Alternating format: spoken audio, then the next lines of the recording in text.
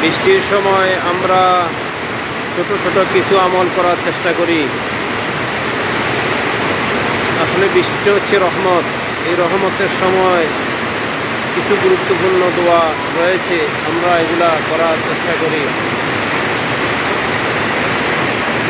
আল্লাহর কাছে দোয়া করা, আল্লাহ পাক রব্বুল আলামিন দীর্ঘ অনেক দিন পর রহমতের বৃষ্টি দিয়েছেন, সেজন্য এই বৃষ্টির সময় আমরা বেশি বেশি এই দোয়াগুলো করার চেষ্টা করি। বৃষ্টির সময় দোয়া করলে আল্লাহ পাক রব্বুল আলামিন দোয়া কবুল করে নেয়। সেজন্য আমরা আমাদের দিলের যত নেক হাজাত আছে, হাজতের কথাই বৃষ্টির সময় বলি। ইনশাআল্লাহ আল্লাহ পাক রব্বুল আলামিন আমাদের এই দোয়াগুলো কবুল করে নেবেন। সেজন্য আমরা এই দোয়াগুলো করার চেষ্টা করি। কার মনে কী আশা আছে, কার কী সমস্যা আছে, এই রহমত যেহেতু নাজিল হচ্ছে, এই রহমতের সময় সিস্টেমে আল্লাহর কাছে যখন বলবেন, আল্লাহ পাক রব্বুল আলামিন আপনার এই দোয়াগুলা কবুল করে নেবেন।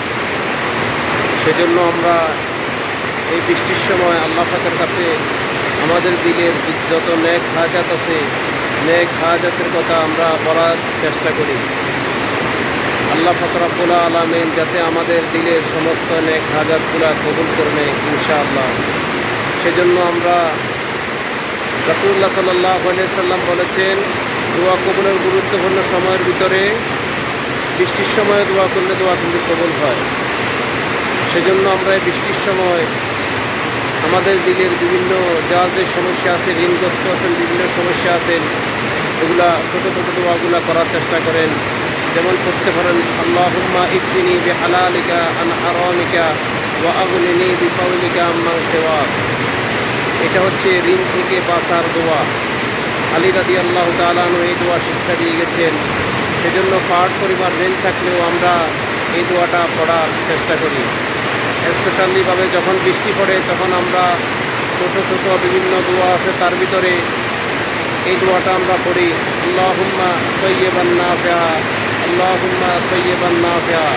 আল্লাহ আমাদেরকে তুমি রহমতের বৃষ্টি দান করো। এই ছোটো ছোটো দোয়াগুলো আমরা করার চেষ্টা করি। খাস করে যাদের বিভিন্ন সমস্যা আছে, হাজাত, বিভিন্ন হাজাতে প্রয়োজন আছে, ওই জন্য আমরা আমাদের দিলের গভীর থেকে এই বৃষ্টির সময় আমরা ছোটো ছোটো দোয়াগুলা করার চেষ্টা করি। মাশাআল্লাহ, খুব সুন্দর বৃষ্টি পড়তেছে। দেখেন ভাইজান, গাছের ভিতরে আমগুলো কত সুন্দর দেখাচ্ছে। মাশাআল্লাহ, আল্লাহ পাক রব্বুল আলামিন কে দিল এত সুন্দর ফল এই গাছের ভিতরে। গাছটা কিছুদিন পূর্ব খালি ছিল, এত সুন্দর ফলগুলা কে আনে দিল? সেই জন্য এই গাছের দিকে তাকাইলেও তো আমার আল্লাহর কথা মনে পড়ে যায়, বেশি বেশি শুকর আদায় করতে মন চায়। তো আমরা বেশি বেশি আল্লাহ পাকের শুকর আদায় করব এবং বেশি বেশি আল্লাহর কাছে দোয়া করব, আল্লাহ পাক রব্বুল আলামিন যেন সারা পৃথিবীর সমস্ত মুসলিম উম্মাহকে আল্লাহ মাফ করে দেন। আমিন।